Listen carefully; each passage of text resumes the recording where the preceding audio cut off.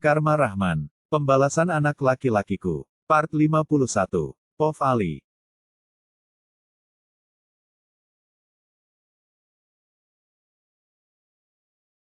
Al, lo di sini bentar ya.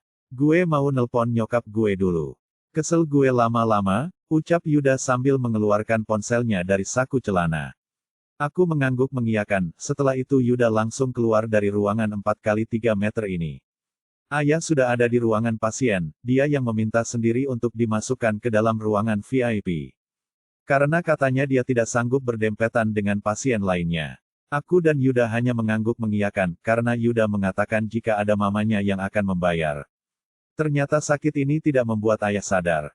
Dia masih saja banyak permintaan dan keluhan, padahal dia melihat sendiri bagaimana wanita itu membiarkan dia tergeletak lemas di lantai. Aku memilih duduk di sofa yang berada di dekat pintu. Padahal ini sudah tengah malam, seharusnya aku sudah berada di tempat tidur dan istirahat. Kenapa kamu di sini?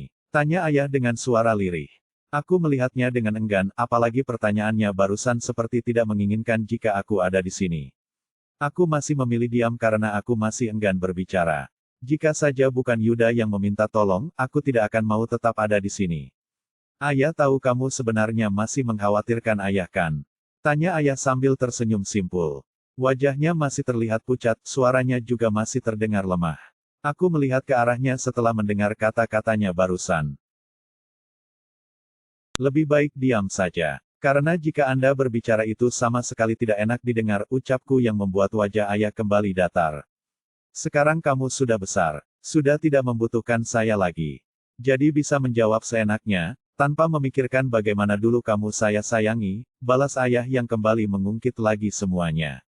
Seakan aku memang sangat berhutang budi dengannya.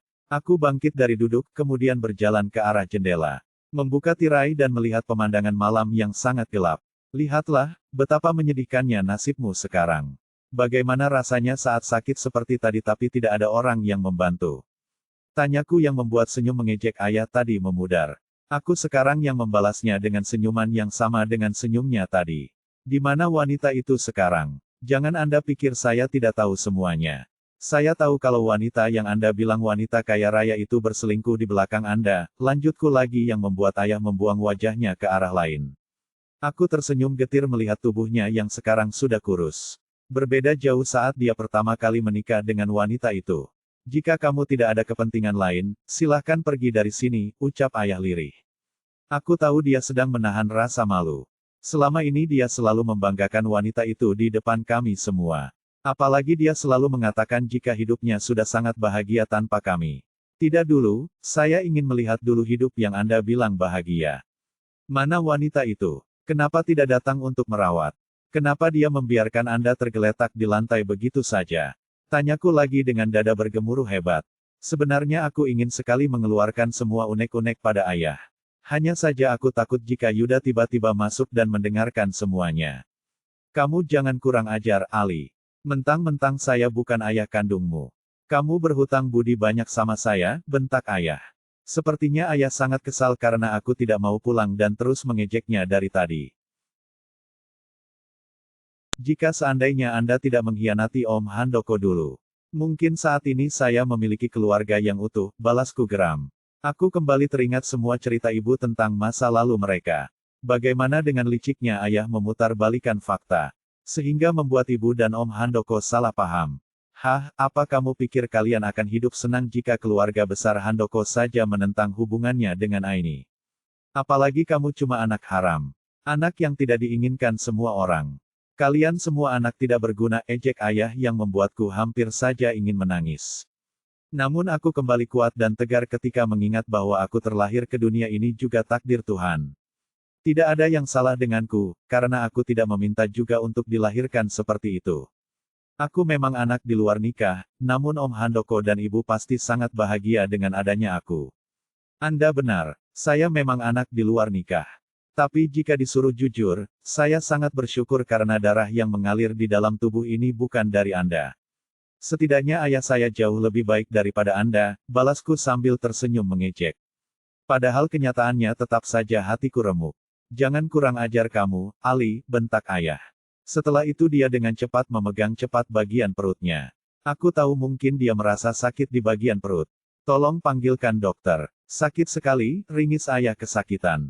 Tidak, kami bukan anak yang berguna.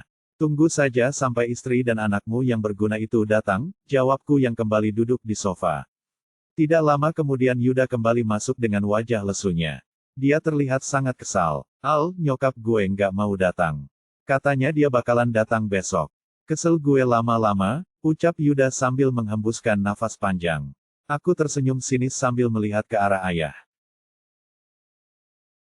Jadi gimana? Aku mau pulang. Ini udah tengah malam banget, tanyaku sambil bangkit lagi dari duduk. Yuda mengacak rambutnya frustasi, dia terlihat sangat kacau saat ini. Yuda, tolong panggilkan dokter. Perut ayah sakit sekali, ucap ayah sambil meringis kesakitan. Aku dan Yuda melihat ayah bersamaan. Wajah ayah kembali pucat, dia meringis kesakitan dan meraba bagian perutnya. Lo itu nyusahin tahu nggak? Sangat menyusahkan, bentak Yuda sambil menunjuk ke wajah ayah. Aku tidak bereaksi, masih dia melihat wajah ayah yang pucat. Ayah memalingkan wajahnya ke arah lain, mungkin dia malu padaku karena melihat langsung perbuatan Yuda barusan. Bentar ya, Al. Gue panggilin dokter dulu, abis ini kita langsung pulang, ucap Yuda lagi yang aku balas dengan anggukan. Setelah Yuda keluar untuk memanggil dokter, terdengar suara isak ayah menangis. Entah dia menangis karena sedih atau sedang menahan sakit di perutnya. Dulu waktu ayah sakit begini, ibu akan membalurkan minyak kayu putih. Ibu juga akan membuatkan ramuan herbal agar ayah cepat sembuh. Kami juga anak-anaknya akan memijat lembut kepala ayah yang katanya sakit. Sekarang tinggal ayah sendiri, kami bukan lagi anak-anaknya. Dia sendiri yang memutuskan hubungan ini. Lagi pula, aku hanya anak haram dan tidak berguna bukan. Jadi aku tidak akan berbuat apa-apaan karena aku memang tidak berguna. Sebentar ya Pak, saya periksa dulu, ucap dokter saat sedang memeriksa keadaan ayah. Aku dan Yuda berdiri tepat di kaki ayah, kami berdua melihat dokter yang sedang melakukan pemeriksaan. Perut saya sakit sekali, dok. Perih dan terasa diperas. Saya juga ingin muntah, tapi tidak bisa keluar, ucap ayah mengeluhkan kondisinya. Ini karena Bapak belum makan apa-apa dari tadi siang. Sekarang lebih baik Bapak makan dulu, setelah ini saya akan menyuntikkan obat pereda sakit ya. Biar Bapak bisa langsung istirahat, ucap dokter itu lembut. Tapi dok, ini udah tengah malam. Saya malas keluar lagi. Ini aja kami mau pulang, sanggah Yuda saat dokter menyuruh kami untuk membelikan beberapa roti untuk ayah. Ya Allah. Kalian tega meninggalkan ayah kalian sendiri, tegas dokter itu marah. Mereka bukan anak pasien, dok, jawab perawat itu cepat. Mungkin dia sudah tahu kalau kami memang bukan anak ayah. Makanya dia langsung menyanggah ucapan dokter barusan. Maaf saya tidak tahu. Tapi setidaknya kalian bantu dia sedikit lagi. Sampai keluarganya datang, ucap dokter itu mulai melemah. Keluarganya tidak akan pernah datang, dok. Soalnya dia tidak punya keluarga, ucap Yuda menegaskan. Ayah melihat kami dengan tatapan nanar, entahlah apa yang ada di pikirannya saat ini. Ternyata aku tidak harus mengotori tanganku untuk membalas dendam ibu pada ayah. Karena takdir yang membalas semua ini. Tapi tentu saja ini belum seberapa dibandingkan dengan perbuatannya pada kami dulu. Dia mengambilnya sertifikat rumah milik ibu kemudian menggadaikannya. Sehingga kami hampir saja terusir dari rumah kami sendiri. Belum lagi perbuatannya yang mengambil Mia secara paksa dan memukul Lukman sampai babak belur. Hinaan, ejekan, cacian bahkan mengatakan kami sebagai beban hidupnya. Semua itu masih terekam jelas dalam ingatanku. Terus kalian bertemu dengan pasien di mana? Tanya dokter bingung. Dia kami temukan tergeletak di lantai depan rumah saya. Kami akan pulang, besok mungkin dia akan dijenguk oleh istri keduanya. Jadi untuk malam ini, pihak rumah sakit saja yang mengurus semuanya. Bukankah di rumah sakit ini memang dibayar untuk itu? Merawat pasien, ucap Yuda lagi. Dia begitu tenang saat menjelaskan semuanya. Namun dia sangat tegas sehingga membuat dokter dan perawat menganggukkan paham. Ya sudah, Pak. Kalau begitu kami tinggal dulu, jika ada apa-apa. Bapak bisa pencet tombol merah di atas kepala, kami akan datang, ucap dokter ramah kemudian berlalu dari hadapan kami. Setelah dokter keluar, aku segera mengambil jaket yang ada di atas sofa. Kemudian memakaikan, udara malam sangat dingin. Sama seperti hatiku. Kami pulang dulu, ingat jangan nyusahin banyak orang. Kalau nggak sanggup hidup ya mati aja, gerutu Yuda sambil melihat sinis ke arah ayah. Aku masih diam, melihat Yuda dengan tatapan tajam. Jangan begitu. Ayolah, kita pulang. Jangan menambah banyak dosa lagi, ucapku yang dibalas anggukan oleh Yuda. Dia memang pantas mendapatkan ini semua. Lo nggak tahu sih dia ngelantarin anak-anaknya demi wanita dan harta. Makan itu harta, ucap Yuda sambil melenggang keluar.